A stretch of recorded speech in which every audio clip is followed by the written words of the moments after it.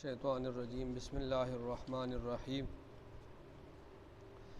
ان الدین عند 18 آیتیں ہو چکی ہیں 18 آیتیں ہو چکی ہیں۔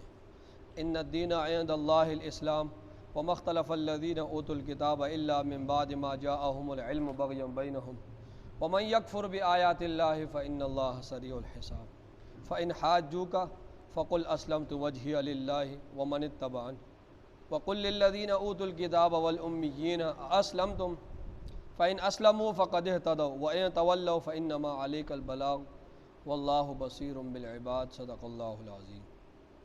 آگے بھی سن لیں۔ ان الذین یکفرون بآیات اللہ ویقتلون النبیین بغیر حق ویقتلون الذین یأمرون بالقسط من الناس فبشرهم بعذاب علیم اولئک الذین حبطت اعمالهم فی الدنیا والآخرہ وما لهم من ناصرین صدق اللہ العظیم۔ پہلے ان آیات کا ترجمہ سن لیں، اس کے بعد تفسیر انشاءاللہ۔ فرمایا ان الدین، بے شک پسندیدہ دین، ان الدین بے شک پسندیدہ دین، عند اللہ اللہ کے ہاں، الاسلام اسلام ہے، بے شک پسندیدہ دین اللہ کے ہاں اسلام ہے۔ وما اختلف الذین، اور نہیں اختلاف کیا ان لوگوں نے، اوتوا الکتاب جن کو کتاب دی گئی، الا من بعد ما جاءهم العلم مگر بعد اس کے کہ ان کے پاس آ چکا علم، بغیم بینہم سرکشی کرتے ہوئے آپس میں، ومن یکفر بآیات اللہ اور جو بھی انکار کرے گا اللہ کی آیتوں کا، فإن اللہ پس بے شک اللہ تعالیٰ سریع الحساب جلد حساب لینے والا ہے۔ دوبارہ سن لے اس آیت کا ترجمہ۔ ان الدین عند اللہ الاسلام، بے شک پسندیدہ دین اللہ کے ہاں اسلام ہے۔ وما اختلف الذین اوتوا الکتاب، اور اختلاف نہیں کیا ان لوگوں نے جن کو دی گئی کتاب، الا من بعد ما جاءهم العلم مگر بعد اس کے کہ ان کے پاس علم آ چکا، علم آنے کے بعد انہوں نے اختلاف کیا، بغیم بینہم آپس میں سرکشی کرتے ہوئے، بغ کہتے ہیں سرکشی کو۔ ومن یکفر بآیات اللہ، اور جو بھی انکار کرے گا اللہ کی آیتوں کا، فإن اللہ سریع الحساب اللہ تعالیٰ جلد حساب لینے والا ہے۔ فإن حاجوک، پس اگر یہ آپ سے جھگڑا کریں، فقل پس آپ کہہ دیں، اسلمت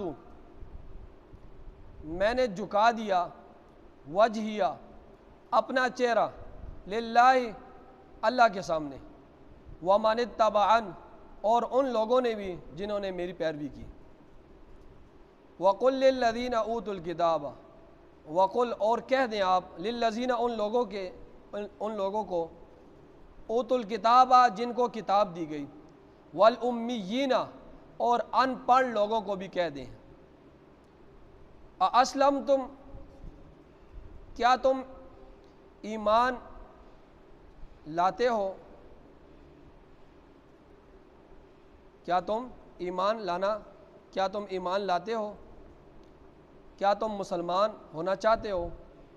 فَإِنْ أَسْلَمُوا پس اگر وہ ایمان لے آئیں، فَقَدْ اهْتَدَوْا پس تحقیق انہوں نے ہدایت حاصل کر لی، وَإِنْ تَوَلَّوْا اور اگر وہ اعراض کریں، فَإِنَّمَا عَلَيْكَ الْبَلَاغُ پس پختہ بات ہے، علیک البلاغ آپ کے ذمہ بات پہنچانا ہے، واللہ بصیر بالعباد اور اللہ تعالیٰ دیکھنے والا ہے بندوں کو۔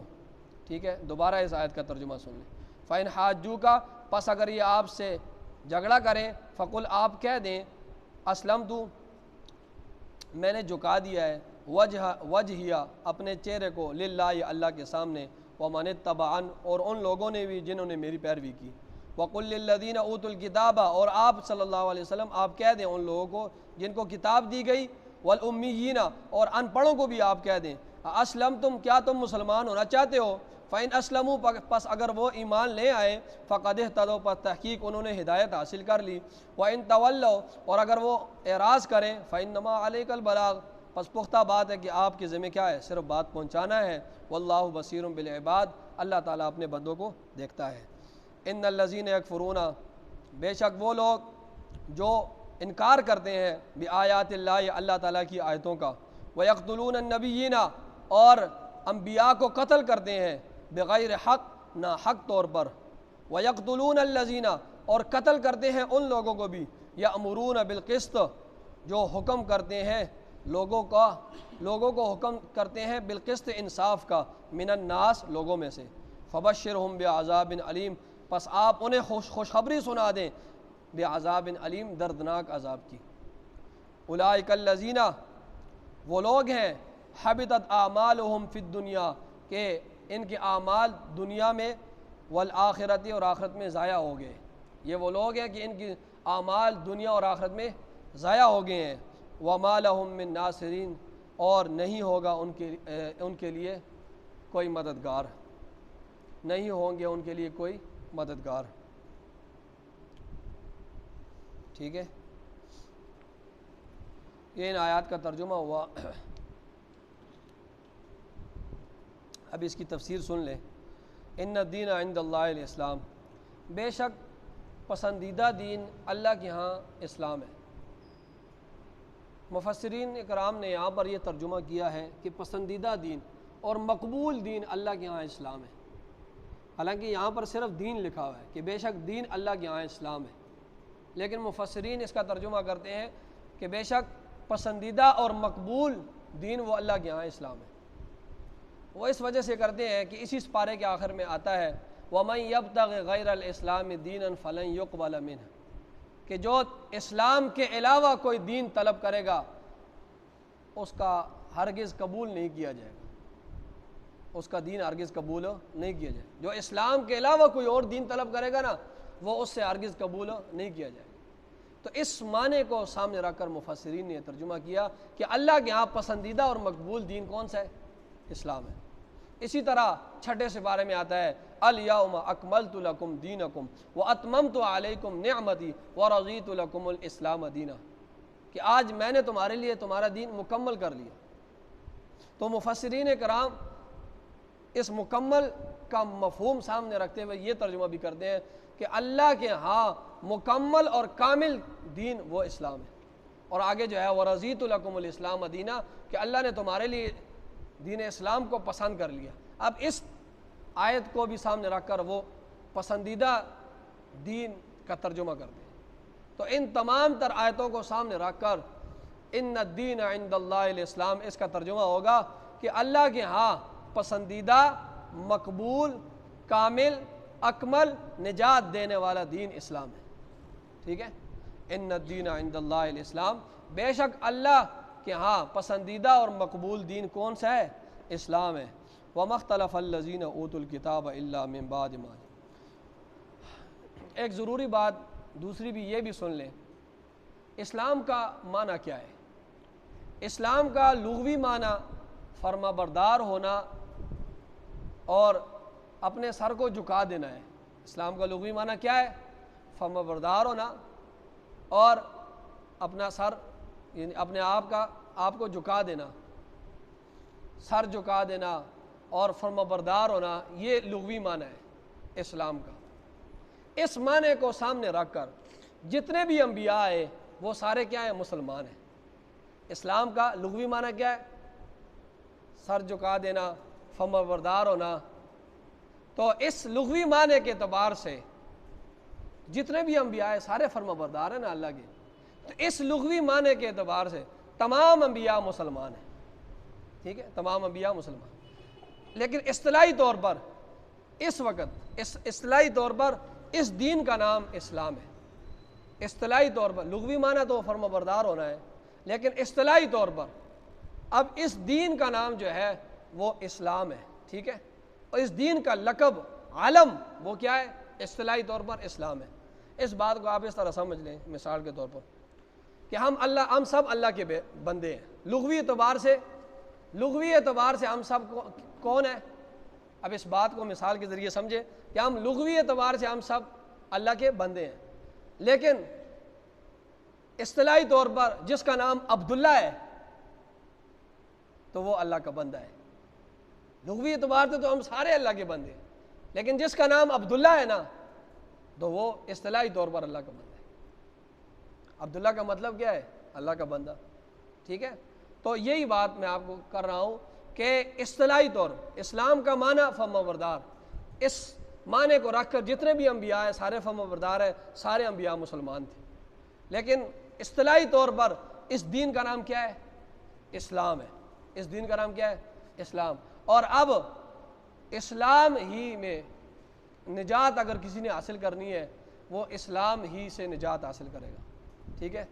اسلام کو فالو کرے گا تو اس کو نجات حاصل ہوگی۔ اب نجات کا دار و مدار کس میں ہے؟ اسلام میں، اور رسول اللہ صلی اللہ علیہ وسلم کا کلمہ پڑھے گا تو تب وہ جو ہے نجات حاصل کر سکتے ہیں۔ تو رسول اللہ صلی اللہ علیہ وسلم کا کلمہ پڑھے گا، اس اسلام کو فالو کرے گا تو وہ اب کیا ہے؟ وہ اس کے لیے نجات کے لیے جو ہے وہ ہے کہ وہ رسول اللہ صلی اللہ علیہ وسلم کا کلمہ پڑھے اور اسلام کو فالو کرے۔ اس سے ہٹ کر کوئی نجات کا راستہ نہیں ہے، ٹھیک ہے؟ پہلے انبیاء جتنے بھی تھے وہ سارے اپنے وقت میں حق پر تھے، ان کا کلمہ حق پر تھا، جس طرح لا الہ آدم علیہ السلام کا کلمہ لا الہ الا اللہ، آدم صفی اللہ۔ اسی طرح ابراہیم علیہ السلام کے زمانے میں ابراہیم علیہ السلام حق پر تھے اور ان کا کلمہ حق پر تھا، لا الہ الا اللہ، آدم خلیل اللہ، ابراہیم خلیل اللہ۔ اسی طرح لا الہ الا اللہ، موسیٰ کلیم اللہ، لا الہ الا اللہ، داؤد خلیفۃ اللہ، لا الہ الا اللہ، عیسیٰ روح اللہ۔ یہ کلمے اس وقت حق پر تھے اور یہ پیغمبر بھی حق پر تھے، لیکن اب جب رسول اللہ صلی اللہ علیہ وسلم آگے، اب کلمہ کیا ہے؟ لا الہ الا اللہ محمد الرسول اللہ صلی اللہ علیہ وسلم۔ اب اگر کسی نے نجات حاصل کرنی ہے تو وہ اسی کلمے کو جو ہے اپنائے گا، تب جا کے اسے نجات حاصل، ٹھیک ہے؟ لیکن اس بات سے یہ بات تو ہے نا کہ اب آخری نبی کون سے ہے؟ رسول اللہ صلی اللہ علیہ وسلم۔ اب نجات کا دار و مدار اس دین میں، جو اس دین کو فالو نہیں کرے گا وہ جہنم میں جائے گا، ٹھیک ہے؟ لیکن اس بات سے اہل کتاب نے اختلاف کیا کہ نہیں، عیسائیوں نے کہا کہ عیسیٰ علیہ السلام اور یہودی موسیٰ علیہ السلام، وہ اس بات سے اختلاف کرتے ہیں۔ فرمایا وَمَا اخْتَلَفَ الَّذِينَ، اور اختلاف نہیں کیا الذین، ان لوگوں نے اوتوا الکتاب۔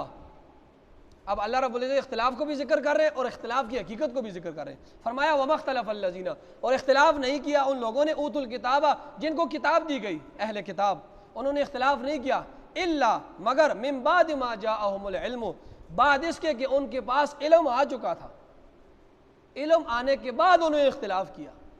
رسول اللہ صلی اللہ علیہ وسلم کے متعلق تورات انجیل میں جو جو نشانیاں تھیں وہ تمام نشانیاں معلوم ہونے کے باوجود، رسول اللہ صلی اللہ علیہ وسلم کے اندر تمام نشانیوں کے پائے جانے کے بعد بھی علم ان کو ہو گیا تھا کہ یہ اللہ کے رسول سچے رسول ہے، آخری رسول ہے، لیکن اس کے بعد علم آ جانے کے بعد، رسول اللہ صلی اللہ علیہ وسلم کو پہچاننے کے بعد انہوں نے کیا کیا؟ اختلاف کیا۔ اختلاف کیوں کیا؟ آگے اللہ فرما رہے ہیں بغیم بینہم، آپس میں سرکشی کرتے ہوئے۔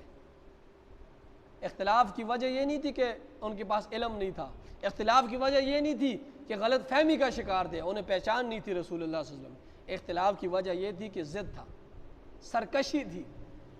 غلط فہمی کو تو دور کیا جا سکتا ہے لیکن ضد کا دنیا میں کوئی علاج نہیں ہے۔ تو فرمایا انہوں نے اختلاف کیا علم آ جانے کے بعد، اور اختلاف کی مین جو وجہ ہے وہ نہیں ہے کہ ان کے پاس علم نہیں تھا، رسول اللہ صلی اللہ علیہ وسلم کو جانتے نہیں تھے۔ فرمایا سب کچھ تھا، سب جانتے تھے، اپنے بیٹوں کی طرح رسول اللہ صلی اللہ علیہ وسلم کو جانتے تھے، لیکن ضد میں نہیں مانے رسول اللہ صلی اللہ علیہ وسلم۔ فرمایا وَمَن يَكْفُرْ بِآيَاتِ اللَّهِ، جو بھی انکار کرے گا، اہل کتاب سن لو، جو بھی انکار کرے گا اللہ تعالیٰ کی آیتوں کا، فَإِنَّ اللَّهَ سَرِيعُ الْحِسَابِ، بس بے شک اللہ تعالیٰ جلد حساب دینے والا ہے، اللہ خود نمٹ لے گا۔ فَإِنْ حَاجُّوكَ فَقُلْ أَسْلَمْتُ وَجْهِيَ لِلَّهِ وَمَنِ اتَّبَعَنِ، فَإِنْ پس اگر حَاجُّوكَ یہ آپ سے جھگڑا کریں، یہ آپ سے جھگڑا کریں، فَقُلْ پس آپ کہہ دیں أَسْلَمْتُ، أَسْلَمْتُ میں نے جھکا لیا، وجہیہ اپنے چہرے کو، للہ اللہ کے سامنے، میں نے اپنا پیشانی اللہ کے سامنے جھکا لی، اب یہ پیشانی کسی اور کے سامنے نہیں جھکے گی، ٹھیک ہے؟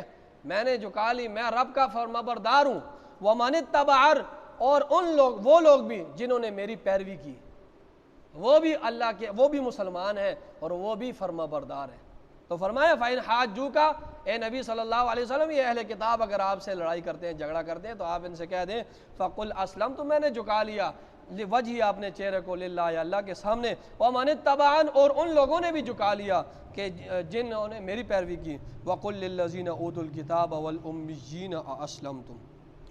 اب دیکھیں پچھلے 2 درسوں میں یہ بات ہوئی ہے کہ مدینہ میں جو سب سے بڑی قوت تھی وہ یہود کی تھی، افرادی قوت بھی تھی، مالی لحاظ سے بھی، تجارتی لحاظ سے بھی، علمی لحاظ سے بھی بڑے ماہر تھے۔ عیسائی رہتے تھے مدینہ میں لیکن وہ کم تھے۔ سکہ کس کا چلتا تھا؟ یہودیوں کا چلتا تھا۔ اب جب رسول اللہ صلی اللہ علیہ وسلم مدینہ آئے تو آپ صلی اللہ علیہ وسلم نے یہودیوں کے ساتھ ایک تحریر لکھی، وہ میں جمعے میں بیان کر چکا ہوں۔ تحریر میں یہ تھا کہ ہم آپس میں لڑیں گے نہیں، آپ اپنے مذہب پر عمل کریں، ہم اپنے مذہب پر، آپ ہمیں کچھ نہیں کہیں گے، ہم آپ کو کچھ نہیں کہیں گے، ہاں اگر بیرونی کوئی دشمن ہمارے اوپر حملہ کرے گا ہم ایک دوسرے کی مدد کر کے اس کا مقابلہ کریں گے، ٹھیک ہے۔ یہ بات تحریر میں طے ہوئی، لیکن ان کو اپنے طاقت پر گمنڈ تھا، انہوں نے وہ تحریر کا تحریر تو لکھ لی، لیکن انہوں نے کہا ہم تو مالی اعتبار سے بھی ٹھیک ہے، تجارتی لحاظ سے بھی مالی قوت بھی ہے ہمارے پاس اور ہمارے پاس مضبوط قلعے ہیں، تو انہوں نے اس تحریر کی پرواہ نہیں کی، شرارتیں کرنے لگے، اس کے بعد شرارتیں کرنے لگے، ٹھیک ہے۔ تو جب شرارتیں کرنے لگے پھر اللہ رب العزت نے جب حکم دیا نا جہاد کا رسول اللہ صلی اللہ علیہ وسلم کو اور مسلمانوں کو، تو پھر آپ صلی اللہ علیہ وسلم نے بنو نذیر اور بنو قینقاع کے ساتھ جب لڑنا چاہا تو انہوں نے کہا ہم لڑتے نہیں ہیں، ہمیں جلا وطن کر دو، آپ صلی اللہ علیہ وسلم نے ان کو جلا وطن کر دیا۔ بنو قریظہ آیا تو اس کا بھی صفایا کر دیا مسلمانوں نے، ٹھیک ہے۔ لیکن اس لڑائی سے پہلے رسول اللہ صلی اللہ علیہ وسلم نے انہیں اسلام کی دعوت دی، اس لڑائی سے پہلے ان کو کس کی دعوت دی؟ اسلام کی، اس بات کا ذکر ہے۔ فرمایا وَقُلْ، اور اے نبی صلی اللہ علیہ وسلم انہیں کہہ دیں، لِلَّذِينَ، ان لوگوں کو، وَقُلْ، اور کہہ دیں، لِلَّذِينَ، ان لوگوں کو، اوتوا الکتاب، جن کو کتاب دی گئی، جو اہل کتاب ہے، ان سے آپ کیا کہہ دیں؟ ان سے آپ کہہ دیں وَالْأُمِّيِّينَ، اور ان ان پڑھ لوگوں سے بھی کہہ دیں۔ عرب کے جو مشرکین ہیں نا ان میں اکثریت ان پڑھ لوگ تھے، سارے ان پڑھ تھے، اکثریت کچھ پڑھے لکھے تھے۔ اے نبی صلی اللہ علیہ وسلم اہل کتاب کو بھی کہہ دیں اور ان پڑھ لوگوں کو بھی کہہ دیں، کیا کہہ دیں؟ اسلمتم، کیا تم مسلمان ہونا چاہتے ہو؟ یہ ہے دعوت، کیا تم مسلمان ہونا چاہتے ہو؟ ان سب کو کہہ دو۔ فَإِنْ أَسْلَمُوا، پس اگر وہ ایمان لے آئے، فَقَدْ اهْتَدَوْا، پس تحقیق انہوں نے ہدایت حاصل کر لی۔ وَإِنْ تَوَلَّوْا، اگر وہ اعراض کریں گے، فَإِنَّمَا عَلَيْكَ الْبَلَاغُ، پس پختہ بات ہے کہ آپ کے اوپر بات کا پہنچا دینا ہے، ٹھیک ہے۔ یہاں یہ بات بھی سن لیں کہ نبی کے ذمے حق بات پہنچا دینا، نبی کے ذمے حق بات سمجھا دینا ہوتا ہے، بس نبی کو یہ اختیار نہیں ہے کہ وہ کسی کے دل سے کفر اور شرک کو نکال دے اور اس کے دل میں ایمان بھر دے، نبی کو اختیار نہیں ہے۔ اللہ تعالیٰ فرماتے ہیں قرآن مجید میں اِنَّكَ لَا تَهْدِي مَنْ أَحْبَبْتَ وَلَكِنَّ اللَّهَ يَهْدِي مَنْ يَشَاءُ، اے نبی آپ جس سے محبت کرنا چاہتے ہیں، جس سے محبت کرتے ہیں، آپ اسے ہدایت نہیں دے سکتے، لیکن اللہ جسے چاہے گا تو اس کو ہدایت دے دے گا۔ تو نبی کے ہاتھ ہدایت دینا نہیں ہے، بات پہنچا دینا ہے۔ ہوتا تو نوح علیہ السلام اپنے بیٹے کو ہدایت دے دیتے، ابراہیم علیہ السلام اپنے چچا کو ہدایت دے دیتے، لوط علیہ السلام اپنی بیوی کو ہدایت دے دیتے، ٹھیک ہے۔ اسی طرح آپ چلتے جائیں، آپ صلی اللہ علیہ وسلم اپنے چچا ابو طالب کو ہدایت دے دیتے، لیکن فرمایا آپ کے ذمے صرف بات پہنچا دینا، بات سمجھا دینا ہے، بس آگے ہدایت دینا نہ دینا یہ میرا ذمہ ہے۔ فرمایا واللہ بصیر بالعباد، اللہ دیکھنے والا ہے بالعباد، بندوں کو، وہ خود ہی اس سے نمٹ لے گا۔ ان الذین یکفرون بآیات اللہ، بے شک وہ لوگ جنہوں نے انکار کیا اللہ تعالیٰ کی آیتوں کا۔ وَيَقْتُلُونَ النَّبِيِّينَ بِغَيْرِ حق، یہاں پر ایک واقعہ کا ذکر ہے۔ اس واقعے سے پہلے ایک بات یہ سمجھ لیں کہ رسول اللہ صلی اللہ علیہ وسلم کی جو بعثت ہوئی ہے وہ کل کائنات کے لیے تھی۔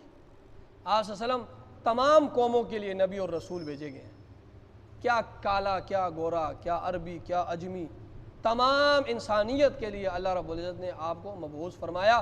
آپ تمام انسانیت، تمام قوموں کے لیے نبی تھے۔ قرآن مجید میں اللہ فرماتے ہیں قل یا ایھا الناس انی رسول اللہ الیکم جمیعا، اے نبی صلی اللہ علیہ وسلم آپ ان سے کہہ دیں اے لوگو میں اللہ کا رسول ہوں، تم سب کی طرف، میں تم سب کی طرف بھیجا گیا ہوں، میں اللہ کا رسول ہوں۔ اور خود آپ صلی اللہ علیہ وسلم کی حدیث ہے، فرمایا مجھے جن و انس کے لیے پیغمبر بنایا اللہ نے، کالے گورے کے لیے، عجمی، عربی کے لیے، تمام لوگوں کے لیے مجھے اللہ نے پیغمبر بنایا، نذیر للعالمین، ٹھیک ہے، تمام لوگوں کے لیے اللہ نے نبی صلی اللہ علیہ وسلم کو کیا بنایا تھا؟ نبی اور رسول بنایا تھا۔ یہ بات آپ کے ذہن میں آ گئی۔ اب آپ صلی اللہ علیہ وسلم سے پہلے جتنے بھی انبیاء تھے، آپ صلی اللہ علیہ وسلم سے پہلے جتنے بھی، اب یہ واقعہ آپ سنیں کہ آپ صلی اللہ علیہ وسلم سے پہلے جتنے بھی انبیاء تھے، وہ انبیاء، ہر نبی اپنی قوم کے لیے آتا تھا پیغمبر، ٹھیک ہے، ایک ایک قوم کے لیے نبی آیا کرتا تھا، ٹھیک ہے۔ تو ایک بہت بڑا وسیع علاقہ تھا، اس میں 43 قومیں تھیں، 43 قومیں تھیں، ٹھیک ہے، 43 قومیں تھیں اس وسیع علاقے میں۔ اب اللہ رب العزت نے 43 قوموں کے لیے 43 انبیاء بھیجے، 43 انبیاء 43 قوموں کے لیے بھیجے۔ عبداللہ ابن ابو عبیدہ بن جراح رضی اللہ تعالیٰ عنہ اس حدیث کے راوی ہیں کہ آپ صلی اللہ علیہ وسلم نے فرمایا کہ اللہ رب العزت نے 43 انبیاء کو بھیجا اس قوم میں، اور جب وہ لوگ تنگ آ گئے نا، انہوں نے کہا کہ یہ یار ان سے ہماری جان نہیں چھوٹتی ہے، صبح بھی تبلیغ، رات کو بھی تبلیغ، خوشی میں بھی تبلیغ، غم میں بھی تبلیغ، بازاروں میں بھی چلتے پھرتے اٹھتے بیٹھتے ہر وقت یہ کہہ رہے ہوتے ہیں یا قوم اعبدوا اللہ ما لکم من الہ غیرہ، اے میری قوم اللہ کی عبادت کرو، اس کے سوا کوئی عبادت کے لائق نہیں ہے۔ یہ ہر وقت ان کی یہی صدائیں ہوتی ہیں۔ سب جمع ہوئے اور انہوں نے ایک بڑے بڑے بدمعاش اور غنڈوں کو تیار کیا، اور ان غنڈوں سے کہا کہ تم لوگوں نے ان 43 انبیاء کو قتل کرنا ہے۔ اب وہ سارے جمع ہوئے اور انہوں نے ان 43 انبیاء کو شہید کیا، اور ان 43 انبیاء کی دفاع میں، ان کی مدد اور نصرت کے لیے 170 آدمی کھڑا ہوا، اور انہوں نے 170 آدمیوں کو بھی شہید کر دیا، ٹھیک ہے، انہوں نے 170 آدمیوں کو بھی شہید کر دیا۔ تو یہ اس واقعے کا ذکر ہے۔ فرمایا ان الذین، بے شک وہ لوگ، یکفرون، جو انکار کرتے ہیں اللہ بآیات اللہ، اللہ کی آیتوں کا، ویقتلون النبیین، اور قتل کرتے ہیں انبیاء کو، بغیر حق، نہ حق طور پر، نہ حق طور پر انبیاء کو انہوں نے قتل کیا۔ قتل بالحق کی 3 صورتیں ہیں، 3 صورتوں میں ایک انسان کا قتل جائز ہو جاتا ہے۔ پہلی صورت یہ ہے کہ انسان اسلام چھوڑ کر مرتد ہو جائے، اب اس مرتد کو 3 دن تک مہلت دی جائے گی کہ آپ کے جو بھی شبہات ہیں علماء کے سامنے رکھیں، وہ آپ کے شبہات کو دور کرے گا۔ 3 دن کے اندر بھی اس کی اصطلاح نہ ہوئی تو 3 دن بعد اس کی گردن اڑا دی جائے گی۔ مرتد کی سزا کیا ہے؟ سرطن سے جدا۔ دوسرا قتل بالحق جو ہے وہ یہ ہے کہ شادی شدہ مرد اور عورت زنا کر لے تو ان کا یہ ہے، ان کو قتل کر دیا، رجم، ان کو قتل کر دیا جائے۔ تیسرا قتل وہ ہے جو حق ہے، وہ یہ ہے کہ ایک آدمی نے کسی کو قتل کر دیا، اب اس کے بدلے قصاصاً اسے قتل کیا جائے۔ تو یہ 3 قتل بالحق ہے۔ ان کے علاوہ کسی کا قتل جو جائز نہیں ہے، اور انبیاء سے مرتد ہونا نعوذ باللہ یہ تصور میں بھی نہیں ہو سکتا۔ نعوذ باللہ انبیاء کا زنا کرنا یہ تصور میں بھی نہیں ہے۔ نعوذ باللہ انبیاء کسی کو قتل کریں، یہ نہیں ہو سکتا۔ تو فرمایا انہوں نے انبیاء کو ناحق طریقے پر قتل کیا۔ وَيَقْتُلُونَ الَّذِينَ، اور انبیاء کو صرف نہیں قتل کیا، فرمایا آگے بھی سنو، وَيَقْتُلُونَ الَّذِينَ، اور یہ انہوں نے قتل کیا ان لوگوں کو، يَأْمُرُونَ بِالْقِسْطِ، جو حکم کرتے تھے انصاف کا، مِنَ النَّاسِ، لوگوں میں سے، فَبَشِّرْهُمْ بِعَذَابٍ عَلِيمٍ، پس آپ انہیں خوشخبری سنا دیں دردناک عذاب کی۔ یہ تنزیہ جملہ ہے، تنزیہ۔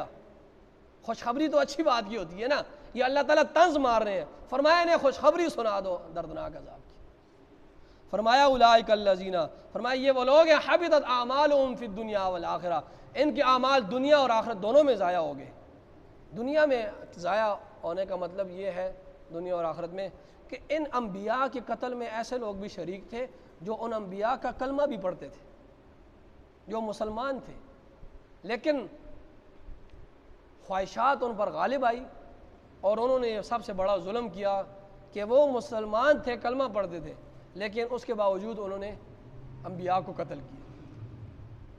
جس طرح آپ تاریخ اٹھا کر دیکھیں، یحییٰ علیہ السلام کو جس طرح قتل کیا گیا۔ یحییٰ علیہ السلام کے دور میں جو بادشاہ تھا وہ یحییٰ علیہ السلام کا کلمہ پڑھتا تھا، لیکن اس نے کیا کیا؟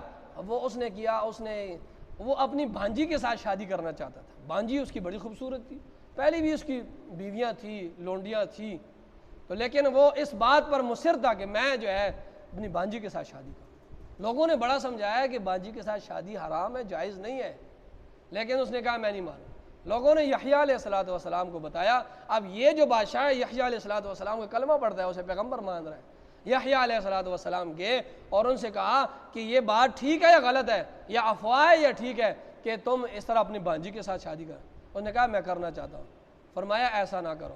فرمایا جاؤ جاؤ تم اللہ اللہ کرو. فرمایا یہ بھی تو اللہ اللہ ہے کہ حق کی بات کرنا اور دوسرے کو غلط کام سے روکنا. لیکن یحییٰ علیہ السلام نے ان پر جو ہے انہیں جب بار بار سمجھایا تو انہوں نے کہا اس یحییٰ علیہ السلام کی گردن اڑا. اب انہوں نے اس بادشاہ نے یحییٰ علیہ السلام کو شہید کر اس بات پر کہ یحییٰ علیہ السلام نہیں مان رہے تھے اور فرما رہے تھے کہ یہ کام ٹھیک نہیں ہے تمہارا. تو وہ یحییٰ علیہ السلام کا کلمہ بھی پڑھتا تھا, بادشاہ تھا, لیکن اس نے کیا کیا, بانجی کی محبت میں آ کر اس نے جو ہے میں نے اس سے شادی کرنی ہے, اس میں آ کر اس نے یحییٰ علیہ السلام کو بھی قتل کر. تو فرمایا یہ وہ لوگ ہیں کہ ان کی دنیا میں بھی اور آخرت میں اعمال ضائع ہو گئے, اور وما لهم من ناصرین, ان کے کوئی مددگار نہیں ہوں گے. اللہ کی گرفت سے کل قیامت کے دن ان کوئی بھی نہیں چھڑا سکے. آمین. الحمدللہ رب العالمین والعاقبۃ